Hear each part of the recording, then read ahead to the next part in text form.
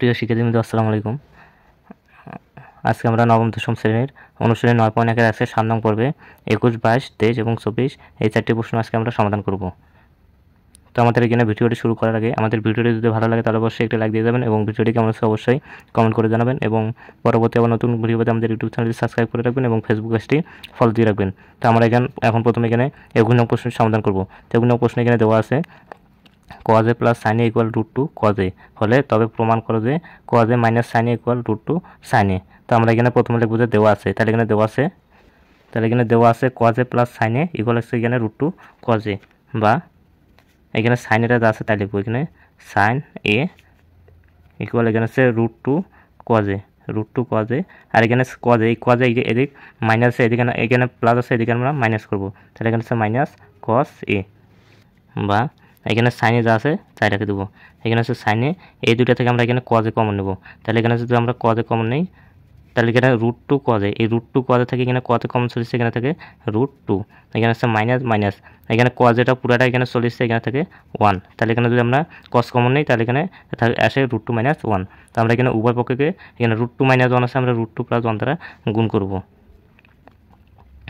এখানে উভয় পক্ষকে √2 + 1 দ্বারা গুণ করব, তাহলে এখানে হচ্ছে সাইনে, এখানে হচ্ছে সাইনে, এই সাইনেকে আমরা এখানে গুণ করব √2 + 1 দ্বারা গুণ করব, ইকুয়াল এখানে আছে cos a, এখানে আছে √2 - 1, আর √2 - 1 এটাকে আমরা গুণ করব এখানে √2 + 1 দ্বারা, √2 + 1। তো এখানে বা এখানে সাইন যদি আমরা √2 সাথে গুণ করি তাহলে এখানে আছে √2 sin a, এখানে প্লাস আছে প্লাস, এখানে যদি আমরা সাইন এখানে 1 দ্বারা গুণ করি তাহলে এখানে আছে সাইন অক্ষে এখানে আছে সাইন a ইকুয়াল এখানে cos a আছে তাই রেখে দেবো। এখানে √2, এই √2কে যদি ধরি আমরা এখানে a, আর 1কে ধরি আমরা এখানে b, তাহলে a - b ইন্টু এখানে a + b, অর্থাৎ a + b ইন্টু এখানে আছে a - b, এটা হচ্ছে আমাদের a² - b² এর বর্গের সূত্র। তাহলে এখানে হচ্ছে a মানে √2 আর b মানে হচ্ছে এখানে 1, তাহলে √2 + 1 ইন্টু √2 - 1, তাহলে হচ্ছে আমাদের a² - b², a² মানে এখানে হচ্ছে √2² আর b² মানে এখানে হচ্ছে 1², বা এখানে √2 সাইনে যা আছে তাই রেখে দেবো, প্লাস এখানে সাইনে যা আছে তাই রেখে দেবো, ইকুয়াল এখানে কজে যা আছে তাই রেখে দেবো। তো এখানে √² যদি আমরা কাটি তাহলে এখানে পাই আমরা 2, এই 2 থেকে এখানে 1 এর বর্গ হচ্ছে 1, তাহলে 2 থেকে যদি আমরা এখানে 1 বিয়োগ করি তাহলে এখানে 2 থেকে 1 বিয়োগ করলে এখানে আসে আমাদের 1, বা এখানে আছে √2 সাইনে যা আছে তাই রেখে দেবো। তো এখানে কজ যদি আমরা 1 দ্বারা গুণ করি তাহলে এখানে cos 1 দ্বারা গুণ করলে এখানে আসে cos a, আর এখানে সাইন a, এই সাইন এদিক প্লাস আছে, এদিকে আমরা এখানে মাইনাস করে দেবো, তাহলে এখানে আছে মাইনাস সাইন a, এই cos - সাইনটা আমরা সামনে লিখব, cos a মাইনাস এখানে আছে সাইন a ইকুয়াল এই √2 সাইন এটা আমরা এদিক লিখবো, এখানে আছে √2 সাইন a। তাই এটাই আমাদের এখানে প্রমাণ করতে বলছে, তাহলে এখানে আমাদের প্রমাণ করতে বলছে cos a - sine equal √2 sine a। তো আমাদের এটা প্রমাণ হয়ে গেছে, cos a - sine equal √2 sine a, এটা হচ্ছে আমাদের প্রমাণিত। তো আমরা এখন এখানে 22 নম্বর question sec² a - sec² a, এটা এখানে cosec² a + sec² a এর মান নির্ণয় করো। তো এখানে প্রথমে আমরা এখানে লিখব দেওয়া আছে tan = 1/√3। তো এখানে tan = 1/√3, এটা যদি আমরা সমকোণী ত্রিভুজের অনুযায়ী চিত্র আঁকি, তাহলে tan a ইকুয়াল আমরা জানি সমকোণী ত্রিভুজের সূত্রে লম্ব ভাগ হচ্ছে এখানে অতিভুজ, লম্ব ভাগ এখানে হচ্ছে ভূমি, তাহলে এখানে হচ্ছে লম্ব ভাগ ভূমি, তাহলে tan θ হচ্ছে লম্ব ভাগ ভূমি, অর্থাৎ এখানে লম্ব হচ্ছে 1 আর এখানে ভূমি হচ্ছে √3, তাহলে এখানে হচ্ছে লম্ব হচ্ছে 1 আর এখানে ভূমি হচ্ছে √3। তো আমরা এখানে অতিভুজের মান এখন বার করব, তাহলে অতিভুজ মানে এখানে হচ্ছে AC, তাই অতিভুজের মান বার করবো মানে এখানে পিথাগোরাসের উপপাদ্য হতে হয়। তো আমরা জানি পিথাগোরাসের উপপাদ্য, তাহলে এখানে পিথাগোরাসের উপপাদ্য হচ্ছে অতিভুজ² = লম্ব² + ভূমি²। তো আমাদের অতিভুজের মান নাই, অতিভুজের মান বার করবো এখানে AC, তাহলে অতিভুজ হচ্ছে এখানে AC, এখানে স্কয়ার আছে a² ইকুয়াল এখানে হচ্ছে লম্বর মান হচ্ছে এখানে 1, তাহলে এখানে হচ্ছে 1² প্লাস এখানে ভূমির মান হচ্ছে √3, তাহলে এখানে হচ্ছে √3² বা এখানে AC যা আছে তাই রেখে দেবো। তো স্কয়ারটা এই পাশে আমরা এখানে রুট করে দেবো, তাহলে এখানে হচ্ছে 1 এর বর্গ এখানে হচ্ছে 1 প্লাস এখানে √² কাটলে এখানে পাই আমরা এখানে 3, বা এখানে হচ্ছে AC যা আছে তাই রেখে দেবো, এখানে হচ্ছে রুট, এখানে হচ্ছে 1 আর 3 যদি যোগ করি তাহলে এখানে আসে আমাদের 4, বা AC ইকুয়াল এখানে আছে 4, এখানে 4কে যদি আমরা বর্গ আকারে ভাঙাই তাহলে এখানে পাই আমরা 2², তাহলে এখানে √2², এখানে √² কাটা, এখানে আমাদের অতএব AC মান আসে এখানে 2, তাহলে এখানে আমাদের AC মান আসলো, অর্থাৎ অতিভুজ আসলো আমাদের এখানে 2। তো আমাদের এখানে প্রশ্নে বলছে যে cosec A minus sec A divided cosec A plus sec এর মান নির্ণয় করবো। তো আমরা এখানে লিখবো এখন প্রদত্ত রাশি। তাহলে এখানে প্রদত্ত রাশি হচ্ছে এখানে কোসেক স্কয়ার এ মাইনাস সেক স্কয়ার এ ডিভাইডেড কোসেক স্কয়ার এ প্লাস কস স্কয়ার এ। তো এখানে কোসেক স্কয়ার আমরা জানি, এখানে কোসেক স্কয়ার, কোসেকের সূত্র আমরা জানি এখানে অতিভুজ ভাগ এখানে আছে লম্ব। তাহলে কোসেকের সূত্র হচ্ছে অতিভুজ ডিভাইডেড এখানে আছে লম্ব। আর এখানে আছে সেক, সেক থিটা, এখানে সেক থিটার সূত্র হচ্ছে অতিভুজ ডিভাইডেড এখানে আছে ভূমি। তো আমরা এখানে সূত্র অনুযায়ী চিত্র থেকে আমরা এখানে এখন মান বসাবো। তো এখানে কোসেক স্কয়ার আমরা জানি এখানে অতিভুজ ডিভাইডেড আছে, তো এখানে অতিভুজ ভাগ হচ্ছে লম্ব। তাহলে এখানে হচ্ছে অতিভুজ হচ্ছে 2 আর এখানে লম্ব হচ্ছে 1। তাহলে এখানে হচ্ছে 2/1। তাহলে এখানে আমরা লিখবো এখানে 2/1। যদি আমরা এখানে 2/1 লিখি তাহলে এখানে আসবে আমাদের এখানে 2/1 এরকম আসবে। কিন্তু আমরা জানি কোনো সংখ্যার নিচে কোনো 1 এখানে থাকলেও না থাকলেও তা। তো আমরা এখানে লিখবো 2। তো এখানে হচ্ছে কোসেকের মান আসবে 2। এখানে কোসেকের উপর স্কয়ার থাকলে এখানে 2 এর উপরে আমরা স্কয়ার দেবো। এখানে হচ্ছে মাইনাস এখানে সেক। এবার সেক থিটা একবার আমরা জানি অতিভুজ ভাগ এখানে ভূমি। তাহলে এখানে অতিভুজ হচ্ছে 2 আর এখানে ভূমি হচ্ছে √3। তাহলে এখানে আসবে 2/√3। তাহলে কোসেক স্কয়ার মান হচ্ছে 2/√3। এখানে সেক স্কয়ারের উপর স্কয়ার থাকার কারণে আমরা এর মানটার উপরে স্কয়ার দেবো। তো এখানে কোসেক স্কয়ার, এখানে নিচে আছে কোসেক স্কয়ার। তো কোসেক স্কয়ার আমাদের মান বাড়িছে 2, তাহলে আমরা এখানে 2 স্কয়ারে বসে দেবো। মাইনাস এখানে হচ্ছে সেক স্কয়ার, এখানে হচ্ছে সেক স্কয়ার। তাহলে সেক স্কয়ার মানে এখানে 2/√3 হোল স্কয়ার। তো আমরা ওই মানটা এখানে বসে দেবো। কিন্তু এখানে আমাদের এখানে আছে মাইনাস, এখানে আছে প্লাস, দুইটাই সেম আছে। কিন্তু এখানে আমাদের প্রথম আছে মাইনাস, নিচে আছে প্লাস।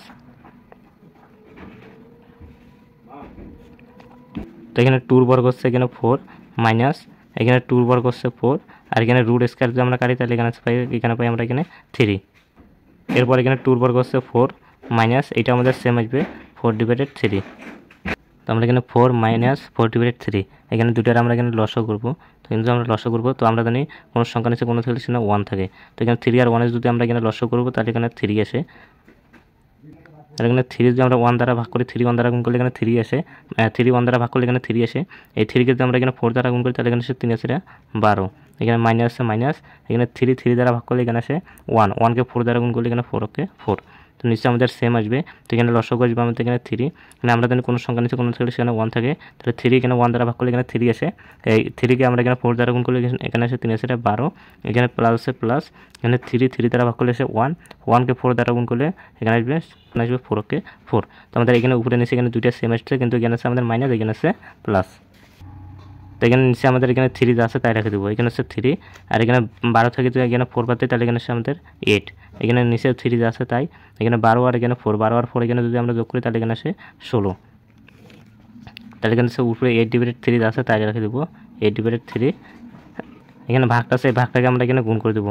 আমরা যে ভাগটাকে গুণ করে দিই তাহলে পরবর্তী যে সংখ্যা আছে সেই সংখ্যাটি উল্টে যায়, অর্থাৎ নিচেরটা উপরে আসে, উপরেরটা নিচে যায়। এখানে 3 নিচে আছে, এটা উপরে যাবে, আর এখানে 16 উপরে আছে, এটা নিচে আসবে। তো এখানে 3 কাটা, তাহলে এখানে উপরে আছে 8 আর এখানে আছে 16। এটাতে আমরা কাটাকাটি করি তাহলে এখানে আছে 8 ওকে 8, এখানে আছে 8 দুগুণে 16। তাহলে এখানে উপরে আসে 1, নিচে আছে 2। এটা হচ্ছে আমাদের রাইট হ্যান্ড সাইড। তো আমরা এখন এখানে 23 নং প্রশ্নের সমাধান করব। 23 নম্বরে এখানে cosec A minus square A equal 4/3 হলে এখানে বলছে যে কোসেক এ প্লাস স্কোয়ার এর মান নির্ণয় করব। তো আমরা এখানে প্রথমে লিখব, দেওয়া আছে এখানে cosec A minus square equal 4/3। দেওয়া আছে এখানে cosec A minus square equal 4/3। আমরা জানি এখানে cosec square minus square square equal 1, অর্থাৎ আমরা এখানে বর্গের সূত্র লিখছি cosec square minus square square equal 1। এই কোসেক স্কয়ার, সেই কোসেক স্কয়ারকে ধরি আমরা এখানে এ আর কটকে ধরি আমরা এখানে বি। তাহলে এখানে আসে আমাদের এ স্কয়ার মাইনাস বি স্কয়ার। তাহলে এখানে আসে এ স্কয়ার মাইনাস বি স্কয়ার। তো এ স্কয়ার মাইনাস বি স্কয়ার সূত্র আমরা জানি এ প্লাস বি ইন্টু হচ্ছে এখানে এ মাইনাস বি। তাহলে এখানে এ মানে হচ্ছে কোসেক আর বি মানে হচ্ছে এখানে হচ্ছে কর্ড এ, বা এখানে হচ্ছে cosec A plus cord A into এখানে হচ্ছে কোসেক এ মাইনাস এখানে হচ্ছে কট এ ইকুয়াল হচ্ছে এখানে 1, বা এখানে আমাদের cosec A minus caught A minus কট এর এখানে মান দেওয়া আছে 4/3। তো এখানে আমরা লিখবো কোসেক এ প্লাস এখানে হচ্ছে কট এ, আর এখানে কোসেক এ মাইনাস কট এর মান দেওয়া আছে এখানে 4/3। তো আমরা এখানে লিখবো 4/3 ইকুয়াল এখানে 1 যা আছে তাই রেখে দেবো, বা এখানে হচ্ছে কোসেক এ প্লাস এখানে হচ্ছে কট এ যা আছে তাই রেখে দেবো। এখানে হচ্ছে 1 এখানে 4/3 এখানে ইন্টু আছে, এদিকে আমরা এখানে ভাগ লিখবো। তাহলে এখানে আমরা এখানে ভাগ করে দেবো। তো এখানে যদি আমরা এখানে ভাগ করে দিই, বা এখানে হচ্ছে কোসেক এ প্লাস এখানে হচ্ছে কট এ ইকুয়াল এখানে হচ্ছে 1। এই ভাগটাকে যদি আমরা গুণ করে দিই তাহলে পরবর্তীতে সংখ্যা আছে, সংখ্যাটি উল্টে যাবে, অর্থাৎ নিচেরটা উপরে আসবে, উপরেরটা নিচে আসবে। তাহলে 3 এখানে নিচে আসবে, এই 3টা এখানে উপরে যাবে, আর 4টা উপরে আছে, এই 4টা এখানে নিচে আসবে। তাহলে অতএব এখানে কোসেক এ প্লাস কোয়াড এ, এখানে 3 1 দ্বারা গুণ করলে 3 অক্ষে 3, তাহলে এখানে কোসেক এ প্লাস এখানে হচ্ছে কোয়াড এ, এখানে 3 1 দ্বারা গুণ করলে 3 অক্ষে 3, আর নিচে হচ্ছে এখানে 4। তো এটা হচ্ছে আমাদের এখানে, তাহলে এখানে আমাদের কোসেক এ প্লাস কোয়াড এর মানে হচ্ছে 3/4। এটা হচ্ছে আমাদের এখানে 3 নং প্রশ্নের অ্যান্সার। আমরা এখন এখানে 24 নং প্রশ্নের সমাধান করব। এখানে 24 নম্বর বলছে quad A equal A B divided এ হলে এ সাইন এ মাইনাস বি কোয়াড এ ডিভাইডেড এ সাইন এ প্লাস বি কোয়াড এ এর মান নির্ণয় করো। তো আমরা এখানে প্রথমে লিখবো, দেওয়া আছে যে কোয়াড এ ইকুয়াল আছে বি ডিভাইডেড এ। তাহলে এখানে আছে কোয়াড এ ইকুয়াল আছে বি ডিভাইডেড এ। তো এখানে কোয়াড আছে, কোয়াডের আমরা এখানে স্কয়ার সূত্র লিখছি। তো কোয়াডের স্কয়ার সূত্র হচ্ছে কোয়াড এ ডিভাইডেড সাইন এ ইকুয়াল আছে বি ডিভাইডেড এ। তো এখানে আমরা উভয় পক্ষকে এখানে ব্যস্তকরণ করছি। আমরা যদি এখানে ব্যস্তকরণ করি তাহলে নিচের সংখ্যাটা উপরে যায় এবং পুরো সংখ্যাটা নিচে আসে। তো ব্যস্তকরণ করার ফলে এখানে সাইনটা নিচে আসে, সাইনটা উপরে আসছে, কোয়াড এখানে উপরে আসছে, নিচে আসছে, এখানে বিটা উপরে আসছে, নিচে আসে, এটা। তো আমরা এখানে উভয় পক্ষকে এ ডিভাইডেড বি দ্বারা এখানে গুণ করব। তো এখানে উভয় পক্ষকে এ ডিভাইডেড বি দ্বারা যদি আমরা গুণ করি, এখানে সাইনকে যদি আমরা এখানে এ দ্বারা গুণ করি তাহলে এখানে আসে এ সাইন এ। আর এখানে বিকে আমরা এখানে কস দ্বারা গুণ করব, বিকে কস দ্বারা গুণ করলে এখানে আসে বি কস এ ইকুয়াল এখানে আসে এ, এখানে এ যদি আমরা গুণ করি তাহলে এখানে আসে এ স্কয়ার, এখানে বির সাথে গুণ করলে এখানে আসবে বি স্কয়ার, এখানে উপরেরটা উপরেগুলোর সাথে গুণ হবে, নিচেরটা নিচেরগুলোর সাথে গুণ হবে। এবার আমরা উভয় পক্ষকে যোজন বিয়োজন করব। তাহলে এখানে আমরা যদি যোজন বিয়োজন করি তাহলে এখানে আছে এ সাইন এ, এখানে আছে যোজনের যোগ, আর নিচে হচ্ছে এখানে বি কস এ, এখানে হচ্ছে এ সাইন এ, এখানে হচ্ছে বিয়োজনের মাইনাস, এখানে হচ্ছে বি কজ এ ইকুয়াল এখানে এ স্কয়ার যা আছে তাই রেখে দেবো, এ স্কয়ার যা আছে তাই এখানে স্কয়ার, এখানে যোজনের জন্য আমরা এখানে যোগ নিব, নিচে হচ্ছে এখানে বি স্কয়ার, আবার এখানে হচ্ছে এ স্কয়ার, এখানে বিয়োজনের মাইনাস, এখানে হচ্ছে বি স্কয়ার। তো এটা হচ্ছে আমাদের এখানে 24 নং প্রশ্নের অ্যান্সার।